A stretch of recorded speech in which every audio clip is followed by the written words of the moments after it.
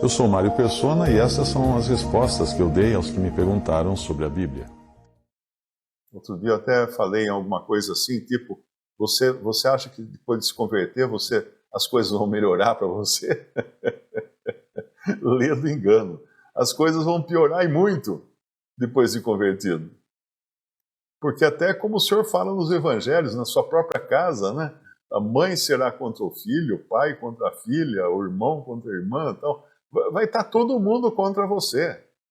De repente, se você era odiado pelos de fora, de fora da família, agora você é odiado também pelos da família. Porque você creu em Cristo. Porque você creu em Cristo. Quantos que são... Eu me lembro que, alguns anos atrás, uma irmã lá na Índia, uma jovem na Índia, foi morta pelo próprio marido porque ela se converteu. E ela congregava com os irmãos lá na Índia. E um jovem, foi morto e teve a sua casa incendiada porque ele se converteu. Se converteu, foi morto e a sua casa foi queimada, foi incendiada pelo seu próprio irmão, porque ele tinha se convertido e se recusava a oferecer sacrifícios para os deuses do hinduísmo. Mateus 10, 35 a 37, né? Não cuideis, versículo 34, ele fala, não cuideis que vim trazer a paz à terra. Não vim trazer paz, mas espada. Porque eu vim pôr em dissensão o homem contra seu pai, a filha contra sua mãe, a nora contra sua sogra, e assim os inimigos do homem serão seus familiares. Eu recebo muitos que me escrevem dizendo que foram expulsos de casa pelos pais, alguns porque se converteram, outros porque abandonaram a igreja. E geralmente é aquela congregação cristã do Brasil, né? Tem muito disso. Pessoa na família que abandona cai em desgraça, porque é considerado agora um perdido para sempre, um herege, qualquer coisa. Então isso tem muitos que estão sofrendo pelo nome de Cristo dentro da cristandade. Como sofriam, embora hoje não seja proibido queimar vivo aquele que é considerado herege por alguma religião, né? Como no passado a Igreja Católica amarrava na estaca e que punha fogo. E dependendo da raiva que tinham do que era condenado porque negava se sujeitar ao Papa, era colocada lenha verde para queimar devagarinho, para não queimar rápido demais. Porque daí não tinha graça, o cara morria logo. Então eles punham lenha verde para deixar queimando devagar, começar pelos pés, subir pelas pernas e assim vai. Isso fez a cristandade professa, a Igreja Católica. Alguns às vezes me escrevem, mas você falou mal da Igreja Católica. Eu não preciso falar mal da Igreja Católica. A história fala mal dela. A própria história do catolicismo romano é sangue para todo lado. É um tremendo genocídio. É horrível. Quem não sabe, procure, pesquise, então, quando foram feitas o Tribunal do Santo Ofício condenava, né, a pessoa porque ela se negava a seguir as ordens do Papa. A Inquisição espanhola foi a mais cruel de todas. A mais cruel de todas. Então eu pergunto, é vantagem se tornar cristão? Em alguns países é o fim da sua carreira. Muita gente perde emprego quando se converte. Isso hoje, eu recebo informações aqui de irmãos e irmãs que reclamando porque perderam emprego quando o chefe soube que era crente em Cristo, mandou embora. Mandou embora. Então a vida do cristão, ela é provada. E aqui Paulo está querendo mostrar para eles que a carreira dele, o ministério dele, era provado por essas situações, em perigos, inclusive entre falsos irmãos. No final do versículo 26 ele fala, em perigos no deserto, em perigos no mar, em perigos entre os falsos irmãos. Eu pergunto, onde ele tinha segurança então? Em lugar nenhum. Em lugar nenhum. Ele não podia correr para a embaixada do Brasil ou do país dele, falando, aqui eu estou seguro. Como fazem alguns que estão em outros países, né? Quando são perseguidos, correm para a embaixada e lá ficam seguros. Não podia. Nem entre irmãos, porque entre irmãos havia os falsos irmãos. Nós devemos sempre saber que existem cristãos genuínos, bem intencionados, entre os pastores das igrejas que estão por aí, porque eles aprenderam desse jeito e eles se dedicam a pregar o evangelho, às vezes pregam até o evangelho corretamente, sem erros, né, sem má doutrina, mas outros, é só olhar, está escrito na testa. Está escrito na testa. Um dia eu falando do evangelho para um amigo da minha família, no almoço que nós estávamos, eu falando do evangelho para ele, falei assim, eu fui numa igreja aqui mineira, a igreja X, lá ele falou o nome da igreja, e eu contei no relógio 45 minutos que o pastor ficou pedindo dinheiro.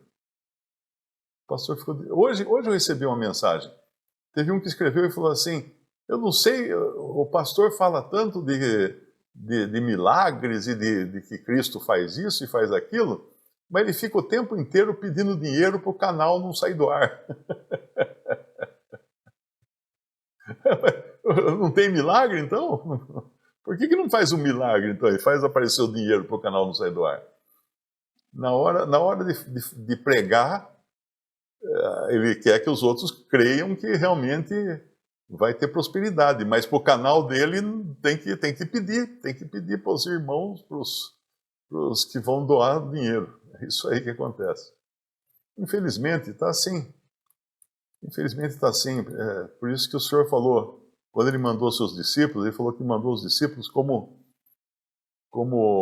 ovelhas no meio de lobo, não, como pombas no meio de serpentes, não, como é que era? Como é que era a expressão que Ele usa? Eis que vos envio como ovelhas no meio de lobos. Isso, exatamente. Portanto, sede prudentes como as serpentes e inofensivos como as pombas.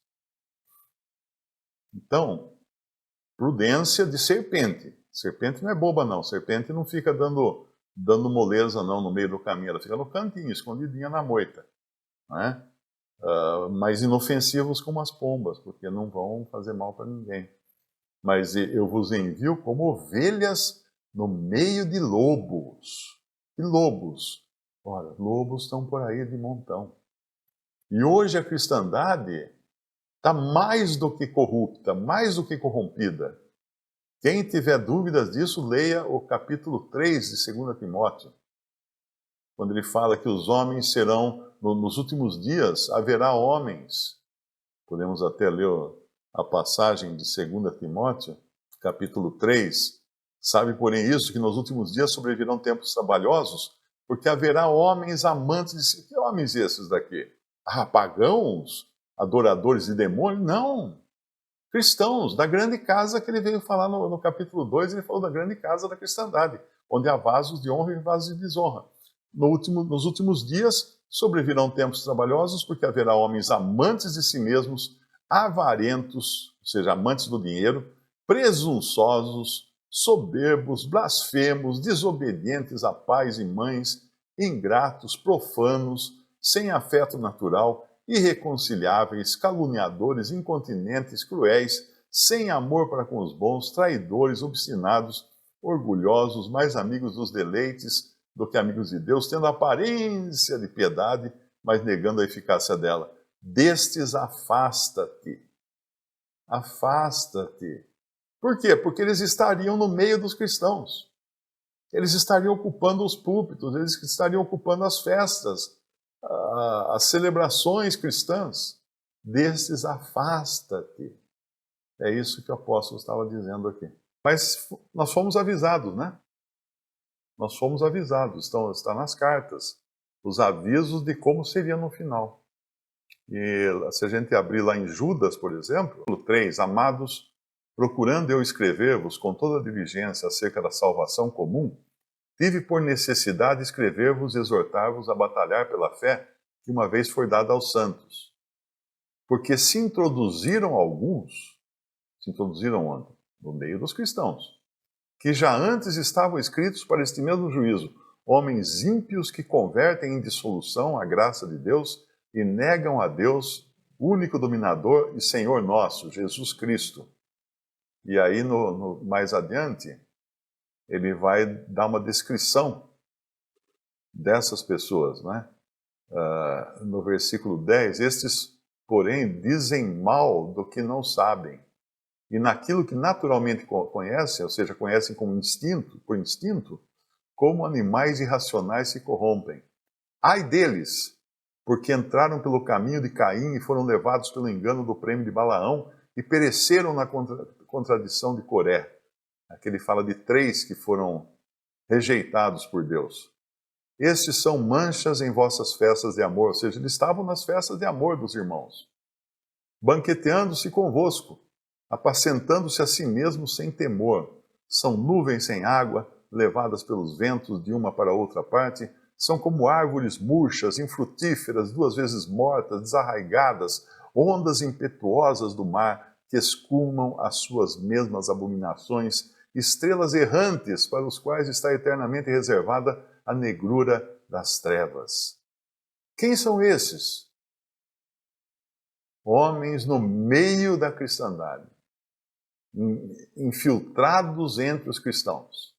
Falsos pregadores, falsos cristãos, infiltrados no meio cristão, com o objetivo de roubar, de fisgar, de expoliar, atrapalhar a fé dos que creem realmente na verdade, não é? E levá-los à mentira. Paulo avisou disso em Atos capítulo 20, quando ele fala que ele já avisou que haveria, ele fala no versículo 29, porque eu sei isto, que depois da minha partida entrarão no meio de vós lobos cruéis, que não pouparão o rebanho. Então esses são os ataques de fora, não é?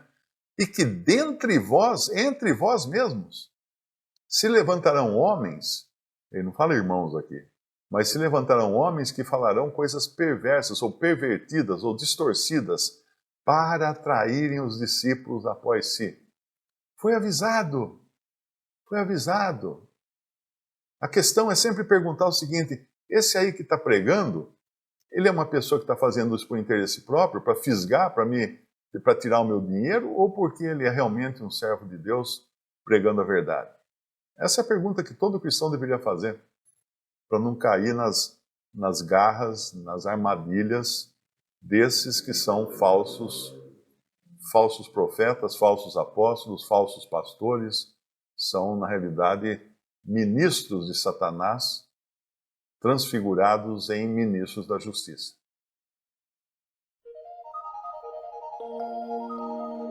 Visite o canal Respondidas no YouTube. Também respondi.com.br e 3minutos.net. Baixe os livros e o aplicativo.